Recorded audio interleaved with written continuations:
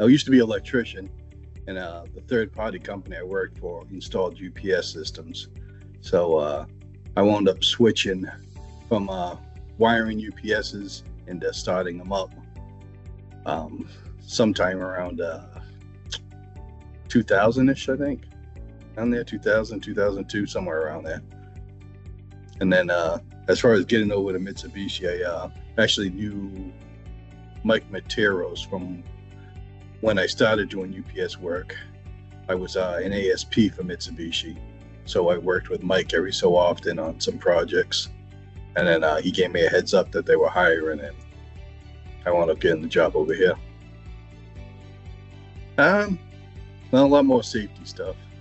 For you, when I first started, you never shut down a computer room for anything. We used to cut things over live, do a bunch of really cool stuff that you could never do now. So I thought it was a lot more. You had to have a lot more talent besides just shutting stuff down and then doing the work. Before, you had to be careful and, do stuff really good. Really had to be focused on what you were doing, I guess.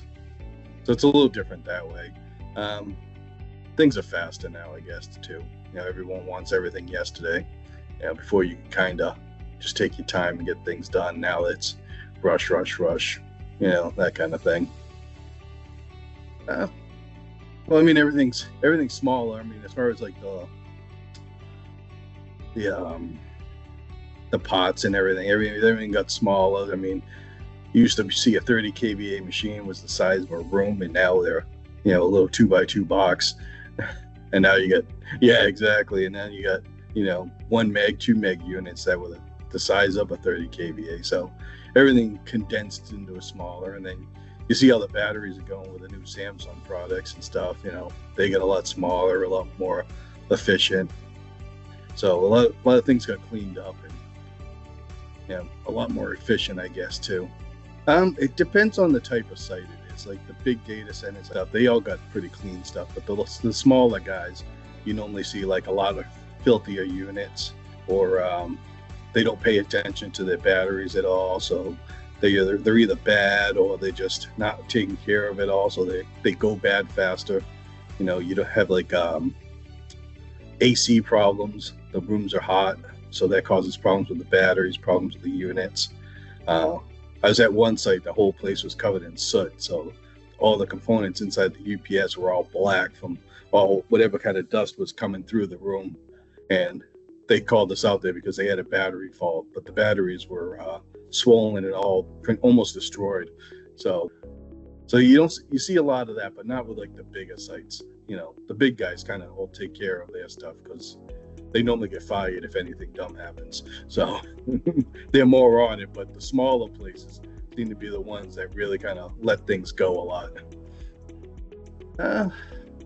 Well, I mean, you want to get it sized right. So you always don't want to be running a UPS at like 90% load. You kind of want to get it around that, 50% if you can, 40, 50% I like to see.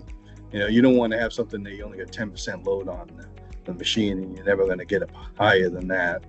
So normally it's something that's in the room, fits right, something that's not up against the wall in case you got to do something behind the unit. So you want to have the right space for the unit.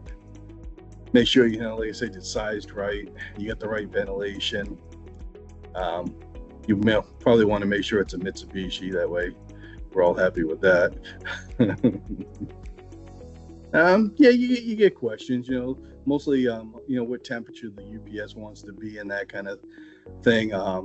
Sometimes there's certain loads that UPSs don't like they don't like motors. So some people like plug a vacuum into an outlet that's controlled by the UPS, and it freaks the UPS out a bit because it hates motors. So, there's a lot of little things that most people might not know that UPSs, as far as load wise, don't like Xerox machines. UPSs don't like them, things like that. So I've had a lot of questions on load related stuff, and then taking care of everything, the room temperature. That's also another big one, because people sometimes think the room should be super cold, and you don't really want it super cold. You just kind of want it, if you're comfortable, the unit's probably comfortable, that kind of thing. What else? Just room conditions. Should it be ventilated? Should it not be?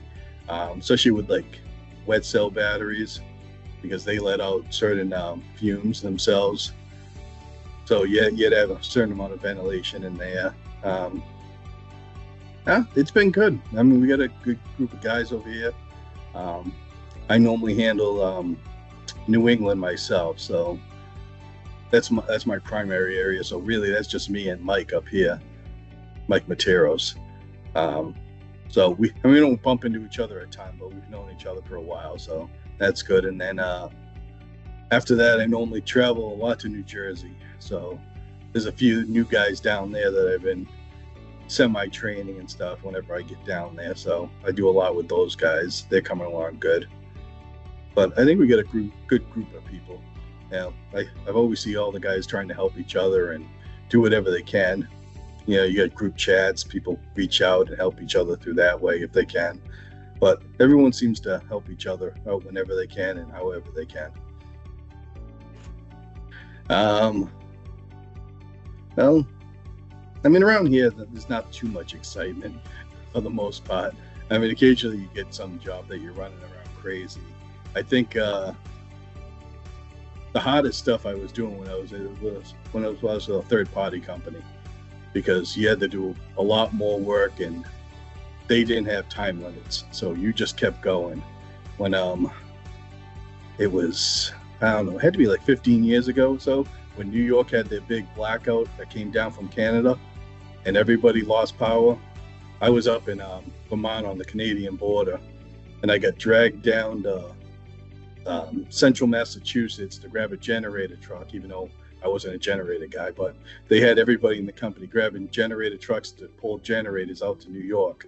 And from Thursday night till Monday morning, we drove around hooking up temp generators to Verizon sites so they could get their cell phones back up and running. Because back then, Verizon didn't have generators at their sites, only Nextel did. So all Verizon customers were down for the beginning part. So we literally drove around for 3 days straight, and no hotel rooms. You slept for a little while on your truck and then kept going, and we did the whole thing. So we worked whatever 3 days is straight on. So that was probably one of the hardest ones I ever had to do. But when you worked for a third-party company, you pulled over 24-hour shifts often. So it's a lot different than over here. Where over here they shut it down after around 16 hours, sometimes a little longer, but they're pretty good at telling you to go to a hotel or go home, one or the other. Yeah, that's one of the big differences. Well, differences, it's a plus for me because I don't want to do that anymore. The other thing is, you can only do so much at a third-party company. You don't have all the information on the units because you're working on units that you can't put software into. So you can only do so much. So you're almost kind of like a window washer sometimes, because there's some things all you can do is walk up to the machine, wipe it down, and walk away, because you can't control it, you can't do anything with it. So it wasn't that great of the gig. I mean, you got paid and you ran around a lot, and the things you could work on were fine, but every UPS they made I've touched. Well, I mean, even if you ask other guys that work in other companies, they'll tell you the same thing. Mitsubishi's always been one of the rock solid UPSs that almost never break. So you'll hear that a lot. It's just always been that way. I mean, there's some other ones that are pretty good, but UPS wise, Mitsubishi's always kind of been up there really good with their reliability. I grew up in Rhode Island in Massachusetts, and I still here. Yeah, so I mean, they're right next to each other, and only 10 minutes apart. So always been right in the same area. Well, I like to go on boats and go fishing and stuff. So you got the ocean right there. So I always jump out on the boat and head out, go fishing, swimming, stuff like that. Mostly stuff on the water. Right now, there's a lot of stripers going through, and the tunas are starting to come in. So if you really want to get out there and catch the really, really big guys, you can go out there and do that. My boat ain't big enough for that stuff. But Fishing and being out on a boat. That's pretty much my thing. Yeah, there's a lot of seafood, so you can get. I like crabs, so you get a lot of razor crabs and all kinds of different crabs around here. If you like fish, there's a lot of different kinds of fish between striper and cod, haddock, all those ones. Lobsters are always around. I'm not a huge lobster guy, but those are always there. King crab legs, not that they're from around here, but they're still good. Um, Clam chowder, clam cakes, those were always a big staple. Those are all over the place. I don't eat a ton of that stuff, but they're always pushing it. And everyone that comes out here, that's the first thing they go for is some clam cakes and chowder. So, oh Jesus, it probably wasn't the first movie, but I do remember seeing Back to the Future when that first came out. I can't swear that was probably my first movie, but it was probably pretty close, I guess. Go to comfort food. I guess pizza. Pizza's always good. I'm a meat lovers guy, so meat lovers or CBR. CBR's always good. Good question. Be able to transport myself and other people.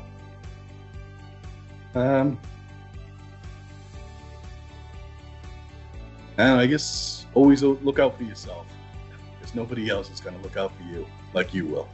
So